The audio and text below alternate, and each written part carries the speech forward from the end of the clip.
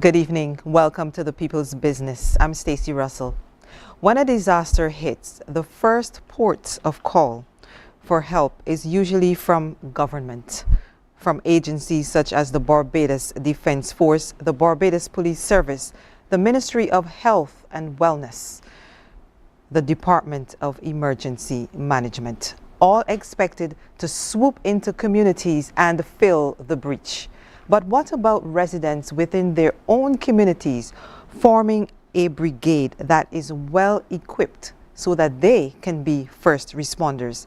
In fact, that is what the Department of Emergency Management, the District Emergency Organization, is intended to do. However, members are aging. Fresh solutions are needed to meet new challenges. Tonight, our guest, Selwyn Brooks, consultant with the Department of Emergency Management with responsibility for the district emergency organizations, and Natasha Morgan, chairperson of the St. Philip West DEO, are here to discuss how Barbados can get as many hands on deck within communities to respond to various forms of disasters. We're taking a short commercial break before we begin the discussion.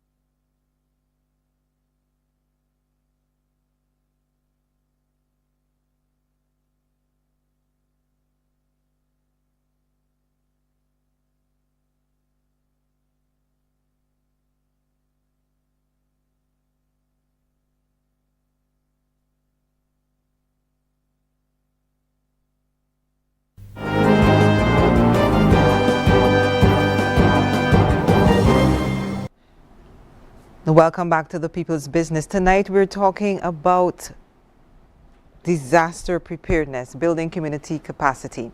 And for that discussion tonight, I'm going to welcome Mr. Selwyn Brooks. He is a consultant with the Department of Emergency Management. He's responsible for the district emergency organizations across Barbados. And I'm also going to welcome the chairperson of one of those DEOs, the one in St. Philip West. And this is Ms. Natasha Morgan. I'm going to begin with Mr. Brooks by asking for him to tell us about the DEOs. What are they responsible for doing? How long ago they were started? How many of them are across the island? The district emergency organizations comprise those persons from our respective constituencies that are the volunteer arm of the Department of Emergency Management. The DEOs go back, as I am told, as far back as in the 1960s under Sir Carly Burton at the time. But since then, the DEOs have evolved. Then under CERO, the whole concept of disaster management was differently. Today, under a comprehensive disaster management framework, the DEOs are charged with doing a lot more than they used to do back then. And primarily what their role is to be the ears and eyes of the department in the various communities. They also engage our communities so that we can capture the resources that lies within the community. They also charged with some level of responsibility of sharing education with members of the community so that they can be equipped with the knowledge that they will need to respond to any hazard that is likely to impact their respective communities. And futuristic, the DEOs are armed with a level of training that would allow them to fulfill that mandate. And it is all voluntary, something that we are seeing a lot and little of. And I think we are at the juncture where we now need to bring more people on board. We need to engage the young people, because if we're looking at the sustainability of the organization, we need to be there for everyone that comprises the community, the disabled, the vulnerable, and things of that sort. How many DEOs are currently in existence in Barbados? The DEOs are aligned to the constituency boundaries, so there being 30 district emergency organizations, and they're all aligned with the current constituency boundaries. Okay. You say that they comprise of volunteers. About how many volunteers are there right now across these 30 constituencies? We have approximately 900 individuals who are registered. But registered is not necessarily meaning that we have 900 persons who are active. How many are active then? Well, that fluctuates. That fluctuates primarily on the person who heads the various individual units, and people come and people go. And the DEOs is a very transient type of organization, and people come at various stages of their life where they want to make a contribution to society, and some people move on. So it floats, and it varies very much on what's happening in the society. Okay. What are some of the disasters? Tell me the various types of disasters or hazards that the DEOs are trained to respond to. Within the scope of their training, a disaster or a hazard can impact the community in several ways.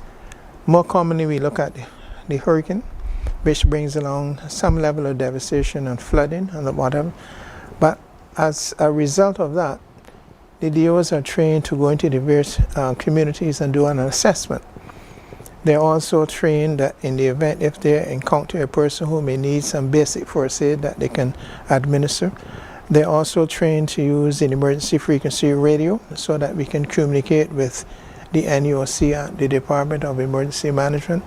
They're also trained that sometimes when there are fallen trees that are blocking the road, that they can safely use a chainsaw to actually make the road passable.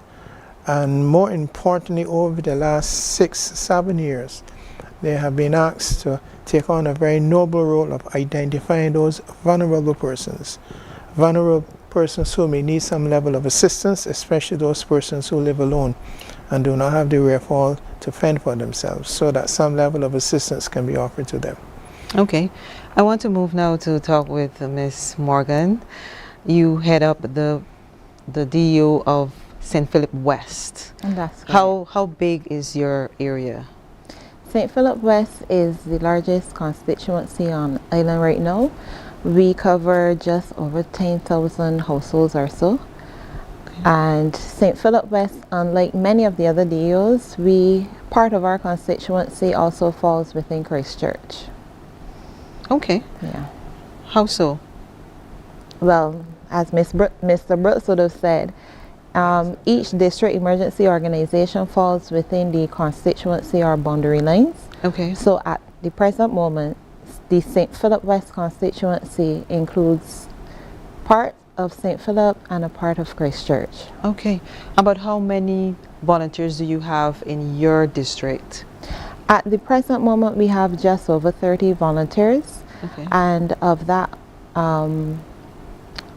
of those registered, we have just about 20 or so who are active. And tell me about the age ranges of these active volunteers. Are they older ones, younger people? Our volunteers range in age from early 30s well up to just past their 70s. Okay. What are some of the achievements you have seen within your DEO? How long have you been a part of your DEO for you to be able to gauge what you've been achieving? Well, I've been a part of my DEO for about 5 years, Okay. but we have members who have been part of the DEO for 20 plus years. Right. So that knowledge sharing and the ability to give their experience in terms of how the DEO has grown, that is spread across all of the members. In terms of achievements, we recently would have been able to train some of our volunteers and have them first aid certified. Okay. We're very proud of the fact that we have a very active emergency communications team, a very active vulnerable persons team, and also our road clearance team of very recent. They're also very active. So our achievements would speak to our involvement in the community, our involvement with our emergency services. So for example, our road clearance team, they work very closely with the District C Police Station in terms of providing support where there are accidents within the constituency. And so our DEO has been dormant post-COVID because many of the members, you know, would have been in during COVID, and then not many of them came back out to volunteer. So we're now seeing a boost in terms of active members, in terms of interests, and persons have really been committing to building the capacity within the constituency. How have they been showing that commitment?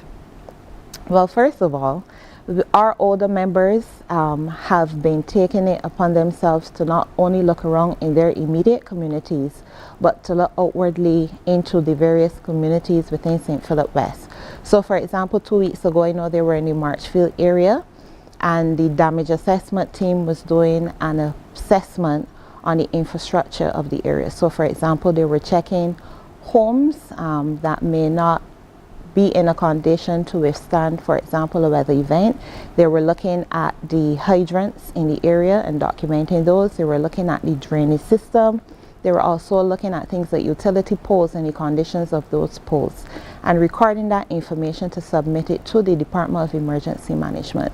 This would form part of our pre-assessments ahead of the hurricane season. Well, we're in the season now, but that was a part of the pre-impact assessment activities where we like to go out and get a sense of what's happening in the community before something actually happens. Okay.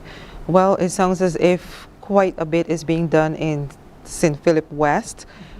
Tell me about the other DEOs. Where are you seeing some of the shortfalls in terms of those that are not as active as what's happening in St. Philip West? What we find when you look at around Barbados, the topography of the land varies. St. Philip is a relatively flat constituency, but when you go into the rural St. Andrew, St. Peter, St. Lucie, and St. Joseph, you will find that their responses will alter because of the terrain, also because of the culture of the and the socio-economic situation of the person who lives in the various communities. So all that contributes to how active the DEO is in terms of maneuverability. Let's say, for instance, if you go into St. Andrew or St. Joseph, especially now where there was some level of destruction over the years, and the stability of the land and the road network, that might create some challenges in how DEOs actually effectively go to do their community profiling. And the community profiling, as Natasha has indicated, is an opportunity to do an assessment of what is in the community, to inform persons as to what they need to do and what they need to look for, so that they can prepare for any eventuality of a hazard coming. So the chairpersons of each individual DEO will have different challenges in how they perceive what their role can be or should be, and that also varies from DEO to DEO. But the mandate from the department is to make sure that the DEOs engage members of their respective communities. Okay. I was hoping that you would be able to say that in parts of St. Michael or parts of St. Andrew or St. Philip or St. Joseph, this is what we need. These are the number of volunteers that we have.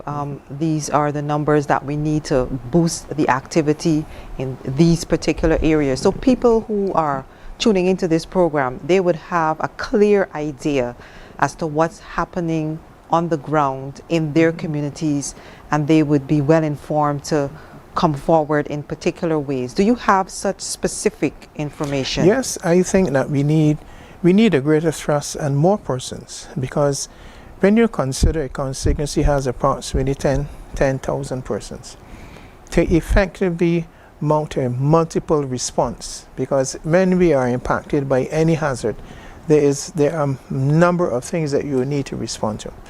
And we have been moving for the last 5 to 6 years to seek to have at least 40 members as a minimum, which will allow for the level of response capacity on a multi-hazard approach. So which constituencies currently have that number, that ideal number, and which ones are really falling short? I would think that as we go into the St. James area, 1 or 2 in the St. Philip, 1 or 2 in the Christchurch, and also St. Peter and St. Lucy. Those are DEOs who have, over the years, there has been some level of stability in terms of persons being there for a period of time. But when you have new DEOs coming on board and new chairpersons coming on board, it takes some time before you are, the level of capacity building that is required is achieved. Okay. But then again, a lot depends on the community. There's a perception in Barbados that the government and the department is supposed to do this and do that. And I often say there's nothing exciting about disaster management. It's all about destruction and pain and suffering. I don't know if that is one of the reasons why people are not gravitating to it. But we are here as the District Emergency Organization to encourage persons and to let them understand. It is not a matter if Barbados is going to be impacted. It's a matter of when. And we now need more than ever to prepare ourselves, because climate change is bringing a completely different scope of what disaster management and the face of disaster management is all about. We are seeing hurricanes and systems of the magnitude that we have never had before. We have also seen, no one would have thought that even though we don't have a volcano, that we will not have been impacted like how we were when the volcano in St. Vincent erupted. Tsunami activity, I do not believe there are very many persons in Barbados who have actually lived through a tsunami. So all these are areas that we're considered to be relatively new, because Barbados predominantly always used to prepare for a hurricane. Okay. And a hurricane is the only hazard that gives you the luxury, for want of a better word, to say it is coming. Okay. Fire, tsunami, volcanic activity, and any other hazard, especially flash flooding, sometimes doesn't give you that time to prepare. So therefore it is very necessary for all Barbadians, and I like to use the phrase when I'm discussing with the DEOs, disaster management now needs to be everyone's business. Okay. So that we can do as much as we can to prepare for what is likely to come our way. On that note, we're taking a break, and then we'll be right back with more of The People's Business.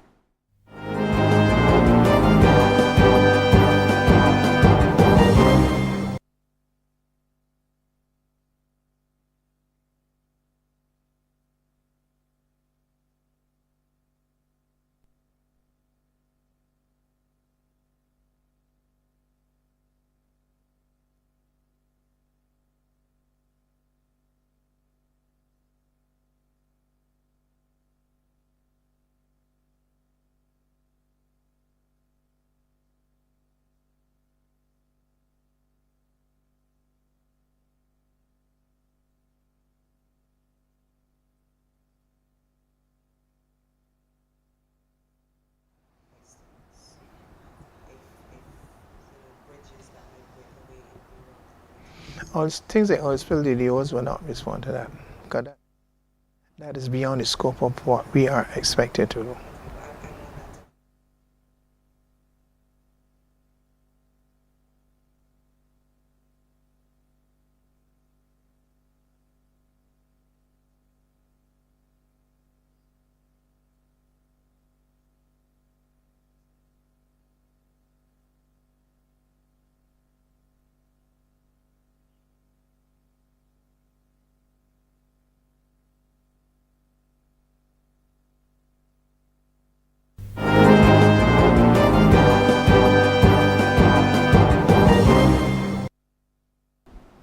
Welcome back to the People's Business. Tonight we're discussing disaster preparedness, building community resilience, and we have representatives from the Department of Emergency Management, Mr. Selwyn Brooks. He is a consultant with the DEM responsible for district emergency organizations.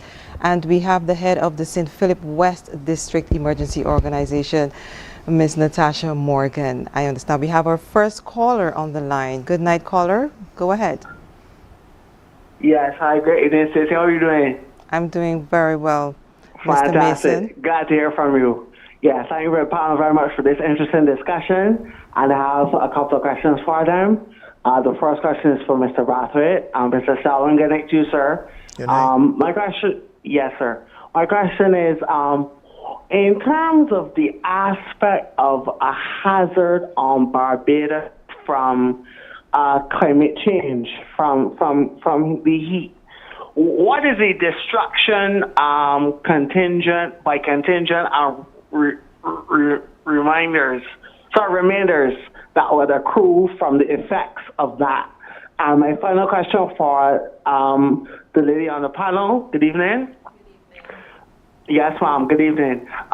What is the aspect of a particular disaster if St. Philip West is declared a disaster area because of some event that were to happen, a hurricane or something, a tsunami or something that would happen, in terms of if the area is discussed or engendered to be the kind of socio-economic governmental aid that will be given to that area after the process thereby, so that they can recover and get back on track, get back on the trail. Thank you very much. God bless. Good night. Good night. Okay. If we could understand the question that the person has asked, whenever there is an impact, regardless of whatever the hazard is, there is always an assessment that has to be done, because you have to determine the magnitude of the impact and what resources that will be needed to respond to that hazard, regardless of whatever it is. In terms of the DEOs are within a mandate. We are there to provide a service, not to replace the regulatory agencies, but to offer some level of support. And we tend not to go beyond the scope of what we've been asked to do.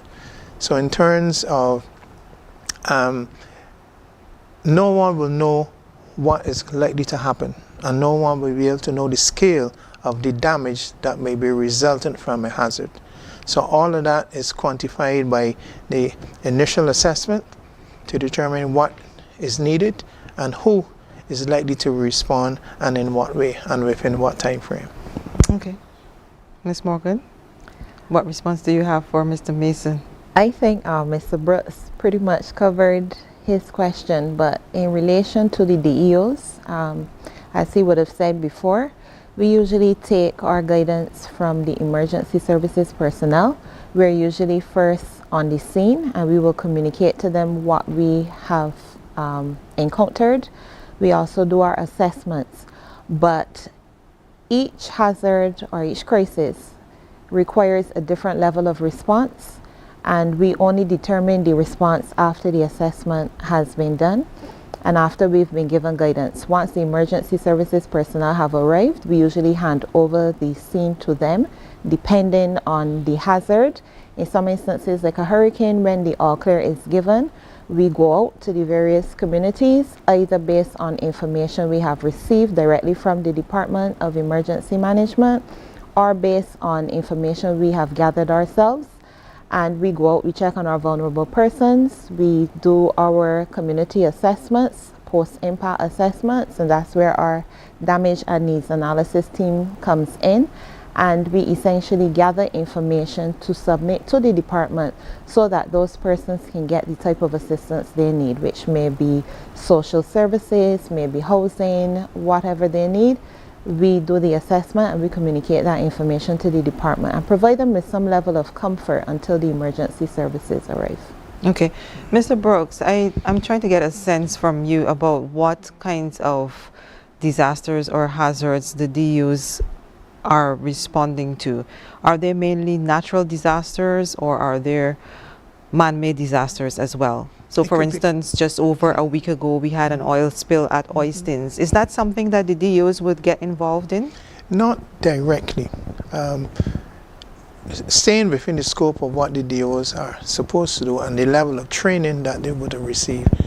A DEO responding to an incident like the oil spill would be primarily to possibly assist the authorities to keep persons out of the impact zone, and if it had escalated to the point where there was a fire or whatever, to inform persons to keep out of the impact area. But normally an oil spill is something that needs persons who have specific training, and the DEOs currently are not expected to respond to something like that. But nevertheless, they can be on scene but await for any instructions that may be given to them based on their level of training. Okay.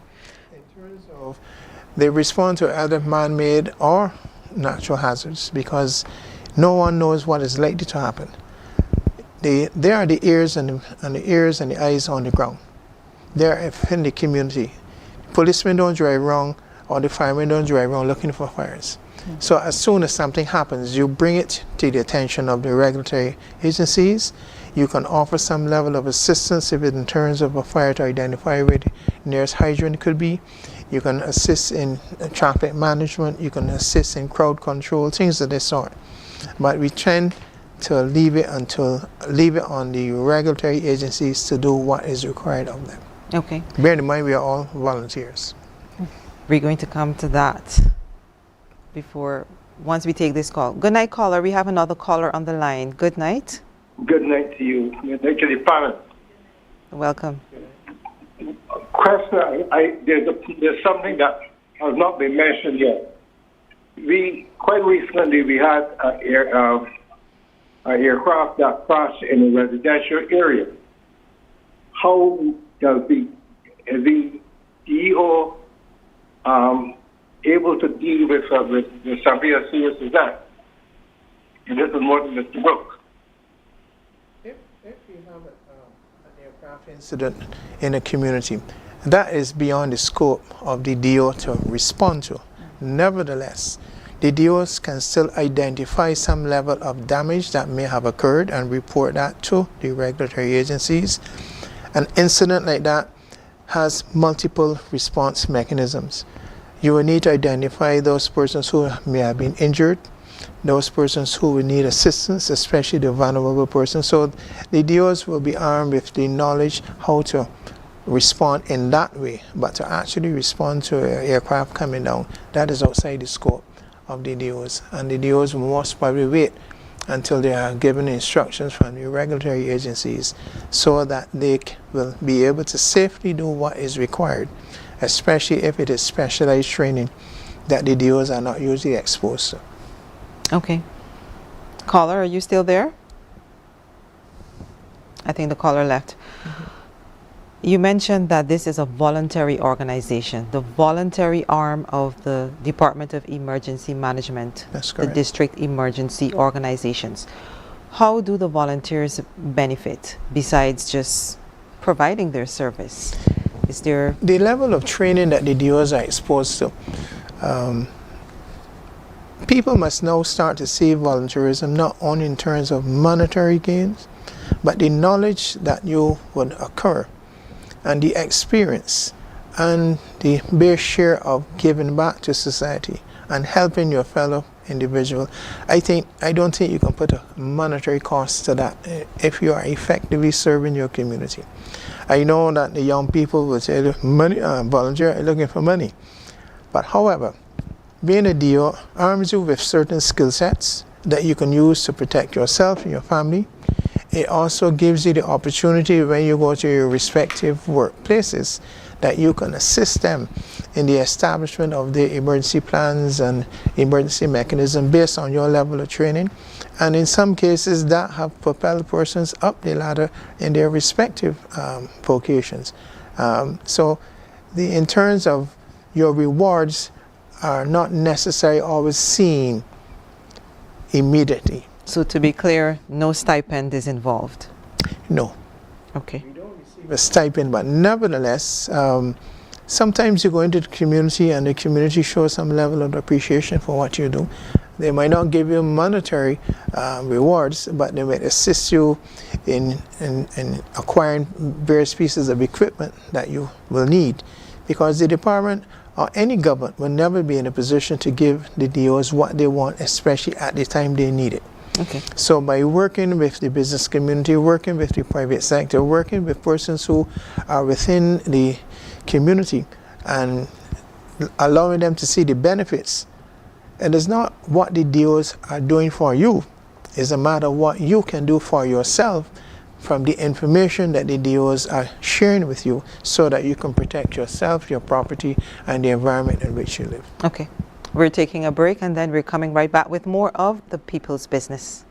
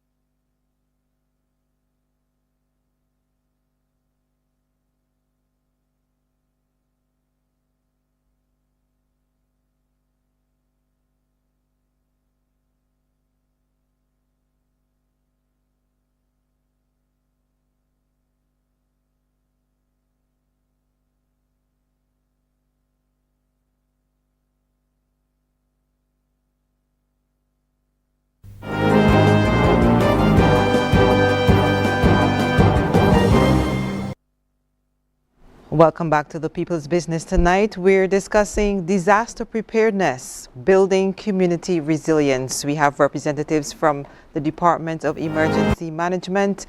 Specifically, we're talking about the district emergency organizations, and that's the volunteer arm of the Department of Emergency Management. Now, I understand that there's a push to get more young people involved in the district emergency organizations. Tell me some of what you're doing to make this happen. Yes, every year the department would do an analysis of what the DOs are doing. And as Natasha had earlier indicated, we do not have the quantum of young people within the membership. And that has to be of a concern to us. Why? Because if you're looking at the sustainability of the DOs going forward, and when you consider the young people are not necessarily the leaders of tomorrow, they're the leaders of today. We now have to find ways and means of incorporating younger persons within the ranks of the DOs and offer them the level of training, and also for them to demonstrate the different mindset and what are the challenges and how they see it, and infuse those ideas so that we can manage the district emergency organization a little bit more effectively according to the young people's world that they are now developing. Well, Ms. Morgan seems to be a young person. Tell us about some of the plans to make this happen. What are you saying to the young folks like yourself? I would say joining the district emergency organization, it is an act of service not only to your constituency but to your country. We need persons to join the organizations across the 30 constituencies to help build the capacity within their district. So for example, as we all know, the government resources are very limited. We need persons on the ground to conduct community profiling, to reach out to our vulnerable persons. Oftentimes there are persons within communities who have been forgotten, and sometimes persons who our social services may not be aware of. And our role is to bring light to situations and to ensure that these persons get the help that they need. And additionally, it is easier for persons within the community to respond because they are there already, and feed that information back into our emergency personnel. I would say for St. Philip West, for example, our members often deliver first aid. For example, we had a gentleman who had collapsed at a supermarket in 6 Roads, and one of our members was nearby, and he was able to deliver some basic first aid to that gentleman until an ambulance had arrived and communicate with the ambulance services what was happening. So I would say our role goes beyond the hurricane season. It is a daily activity. We need persons to engage the community. We need persons to not only go out there and assist others, but also build and develop the capacity within your own home that you can be ready for any disaster, any hurricane, anything that may come your way. I'd also say to young persons that joining the DEO will allow you to build capacity within yourself. So for example, the training that is available, it is good to get the training. You will be exposed to anything from first aid to emergency communications to shelter activities, how to deal with vulnerable persons. And it feels good to give back. It feels good to go out there and reach persons in the community who need help. And it feels good to be of service to others. So, you know, sometimes we have to volunteer. Everything is not for payment, but we give in the little ways that we can to help develop and build and make our communities more resilient. Okay, Mr. Brooks, how many young people are you looking for right now? I would like to see if we can have 20 young persons in each unit. Okay. 20 new ones. New ones, because we know that the younger people, communication is very critical in disaster management. And going forward, we need to see how we can better communicate as we seek to build a level of community resilience that's so desperately needed. And who are we communicating with? The younger people who have all the energy and the use of the technology can easily advance and significantly improve our communication systems in terms of how they relate to their peers, for one, and also to how they relate to other persons within the community. And it brings an energy. I'm not saying that we don't have the energy now, but that brings an additional energy to the DEOs, because when you consider the majority of the DEOs are within the 50s, 40s, 50s, and 60s, not that they cannot adequately function, but we need to have that mixture. We need to have that level of transfer information from the older folks to the younger people so that we can build the capacity that is so needed. So if you have 20 new young people for each district, that's about 600. Yes. Okay, and by when you would like to see these 600 youth get on board? Well, on the 25th of this month, we are having a conference at the Lloyd Erskine Sanford in which we are focusing on what can we do, or what can the young people tell us that we need to do that would make it more attractive and more enticing for them to come on board. And why is this so desperately needed at this juncture of the development of the DEO? The information coming out of that conference is destined to give us an action plan on how we can do that. And we're hearing from the young people themselves, this is what you all need to do. This is what you're not doing. This is what you need to consider. We're also focusing in that conference on how we can engage those members of the disabled community. What are we doing? How can we improve it? How can you better meet our needs? And we selected the young people in the disabled community for this conference for that specific reason, because going forward for the next 3 years, we can no longer do what you're doing now. It does not fit into the new dispensation that is coming. And therefore, listening to what the young people are telling us, we have some very energetic and very vocal and expressive young people who have registered based on the information and the meetings that we have had. And we're really looking forward that will be the start of trying to entice younger people on board so that they can get involved. Okay. Yeah. You've made the case for getting youth involved. Mm-hmm. Why the focus on the disabled community? Yes, members of the disabled community will always need that additional push.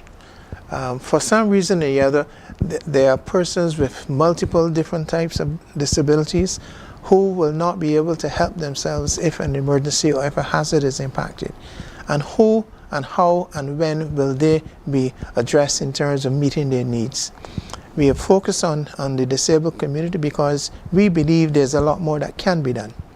And we're listening to hear from them. Specifically, they have already started to indicate what are some of their concerns. Let's say, for instance, this is not something that the DEO can provide, but transportation is one of the biggest hurdles for disabled persons in terms of getting to their respective chores and whatever.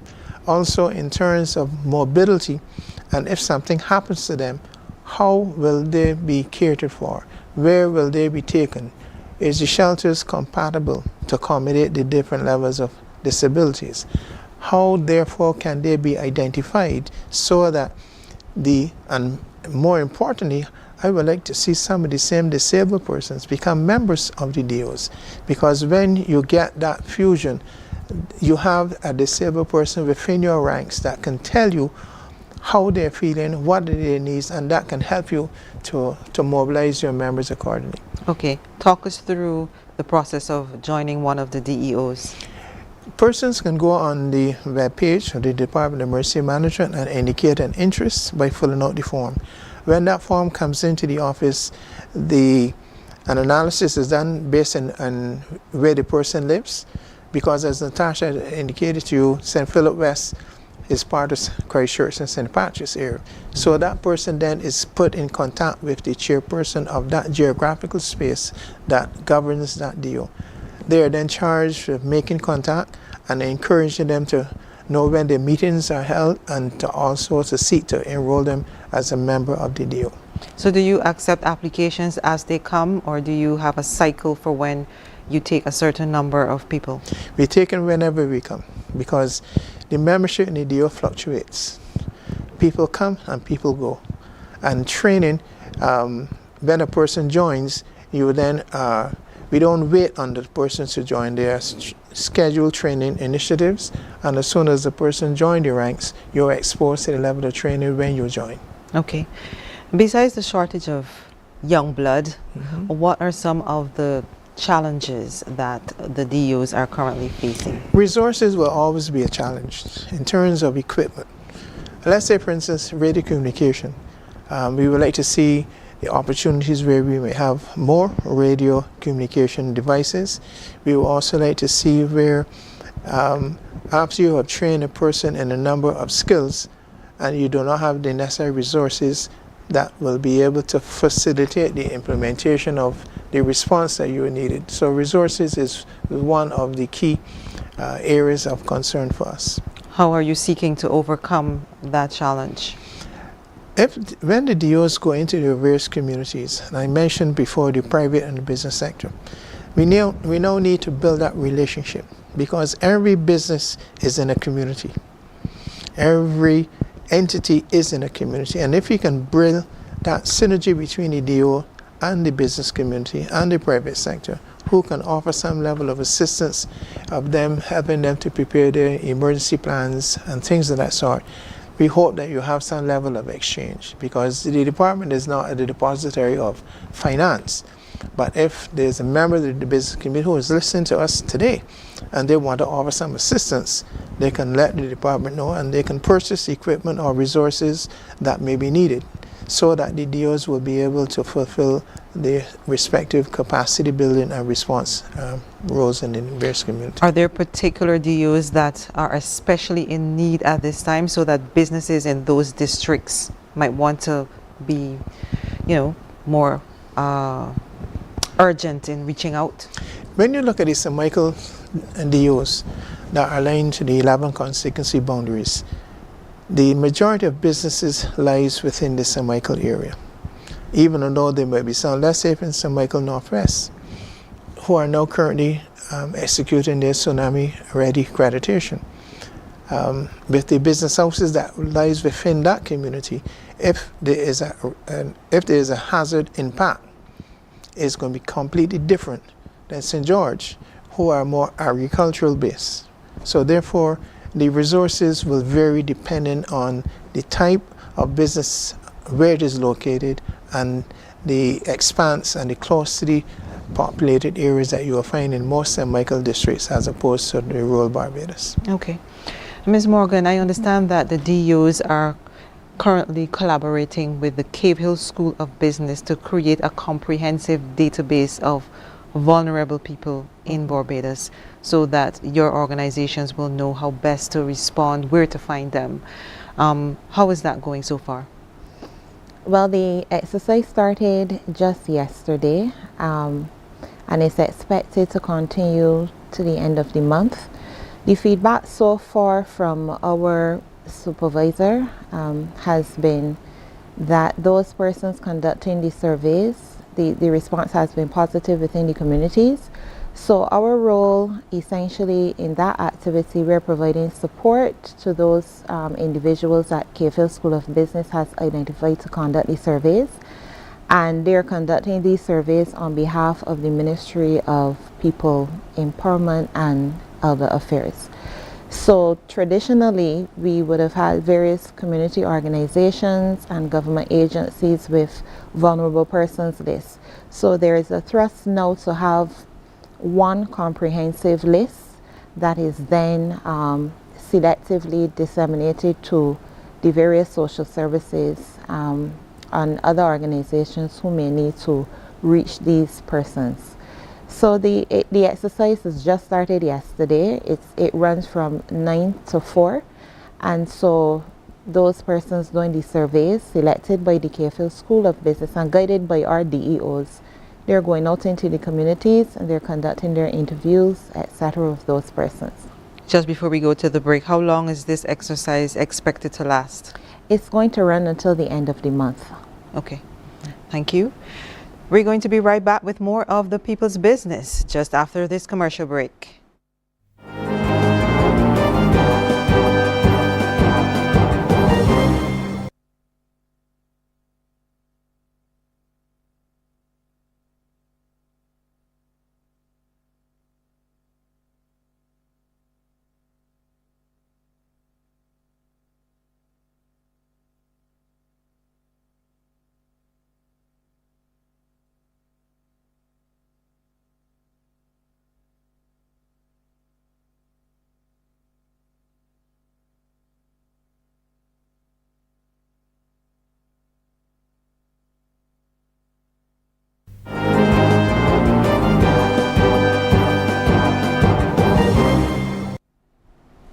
Welcome back to The People's Business. Tonight we're discussing disaster preparedness and we're looking at building community resilience. We have two representatives from the Department of Emergency Management and we're focused on the volunteer arm of the DEM. This is the District Emergency Organizations. And before we went to the break, we were talking about the relationship that is building between the University of the West Indies, specifically the Cave Hill School of Business. And I wondered what scope is there for university students to give their voluntary service through the give back hours that are required of them through the DEOs? That is an initiative that has started a couple of years ago. Even as you speak, there are a number of, we call them interns or give back students at the department who are now fulfilling a certain number of hours. There is scope for that. And that scope doesn't only means in terms of the hours that they contribute, but the different opinions and the thoughts and experience, not only for the students, but how they can fuse those ideas with the members of the district emergency organization. So there will always be scope for that connection. It is always the possibility as well that we see these persons as futuristic members of the DEO, because once you interact with the DEO and you see what we are doing, it gives you a sense that when, depending on your vocation that you have moved on to after you have completed your studies, that you may have that desire to give back to community and get involved in the DEO in whatever way possible that the person sees it fit. I'm interested to know from you, Mr. Brooks, how long have you been involved with the DEO? I have been involved in the DEO for in excess of 24 years. What encouraged you to get started? And why have you stayed the course so long? Well, there's always that opportunity to help others. When you see persons in need, and that has always been my personality from school days, helping and seeing what you can do to assist others. And I think that has been a driving force. And I get my motivation from seeing the success of whatever assignment you have been given, so you're able to help others. Because I think we need to encourage a little bit more of that, because Barbados is a society now, I think, that we become too selfish. We have and we don't share. And sharing doesn't only necessarily mean financial. It means sharing, in this case, the information that persons can use to benefit in the event if something happens, and they will know what to do. Because community resilience is basically how will the community bounce back as soon as possible, and if possible, how can they reduce the level of impact based on the level of mitigation and preparation before the level of all the impact. So I think with that has been the motivating force that have allowed me to stay the course, and I must say I enjoy it. Tell me about some of the highlights of your career with the DEO. Well, traveling to other countries that were impacted, and the most recent was in Dominique in 2017, and that was an opportunity, another opportunity to see devastation at its highest, to see how you were able to put your training into effective use, the level of fellowship and camaraderie that you would have established with your peers or whatever. And it has opened the eyes that I always tell fellow DEOs when we're speaking, Barbados will be impacted someday. God is not a Barbadian, he's not a Grenadian, and neither was he a Dominican. And I think that persons must understand that they need to take control and to take enough precautionary steps to prepare for the level of impact that climate change will bring to Barbados one day. Okay. And I think that until we get that message across to the rank and file of Barbadians, let us do what is necessary now to prepare for what is likely to happen. More than 2 decades for you, half a decade for you. How is it going for you so far? It has had its highlights in terms of fulfillment, but the challenges are there as well. It is not an easy task being a volunteer at this level and then managing personal and professional life. I would say though that the benefits outweigh the challenges, and I'm very proud to be a volunteer with the Department of Emergency Management. And as the young person here representing the organization, tell us about your highlights. I would say my highlights, I'll give you 2 of them. We were able to have a pop-up last November at the A1 supermarkets in 6 Roads, and we were able to not only have the St. Philip West District Emergency Organization, but all the DEOs within Zone 1, so that'd be all of St. Philip and all of Christchurch. And we were able to communicate and build a relationship with not only those DEOs, but also the private sector and our emergency services personnel. And those relationships are still going strong to this day. And that enables us when we're doing our day-to-day activities.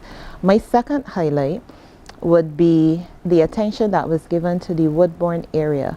Now, Woodbourne is an area that floods every time it rains, and we would have been responding to those residents for quite some time. And out of our response, we were able to prepare a report. We were able to communicate and collaborate with residents, an engineer who was a resident in the area, and he prepared a report. And we were able to submit that information to the department, and the department then forwarded it on to the stakeholders. And now the Woodbourne area is getting the necessary attention, and the government is in the process of assisting them in terms of alleviating the issues they have with the flooding. So to be able to make an impact of that magnitude and see the results of it is very fulfilling. So those are 2 of the highlights. Okay, we're swiftly wrapping up. Mr. Brooks, what do you see for the future? The You're the truth- old guard. You're looking for 600 young people to come into the department. What do you envision? I envisioned a different image. A deal with 600 additional persons going forward will bring a different perspective. It will bring new ideas. It will bring some challenges, which in itself will create that level of excitement, because I don't see challenge as a problem. It is how you cope and how you deal with it. Because the world is ever changing. Climate change is bringing a different scope of systems our way, and we have to be able to relate, cope, and adapt to it. So I think the new perspective of the younger persons blending with the knowledge of the older persons will propel the DEOs to a different level of community response. And Thank that is what I'm looking for. Thank you. Thank you so much, Mr. Selwyn Brooks, consultant with the Department of Emergency Management, responsible for the district emergency organizations in Barbados, and the chairperson of the St. Philip West District Emergency Organization, Ms. Natasha Morgan. Thank you so much for being with us here tonight and for sharing your insights and for encouraging new young people to get on board. And for our viewers out there, thank you so much for tuning in tonight. On behalf of the head of our News and Current Affairs Department, Mr. Kent Jerson, thank you. On behalf of the crew, thank you. I'm Stacey Russell, looking forward to seeing you soon for your next edition of The People's Business, Your Business.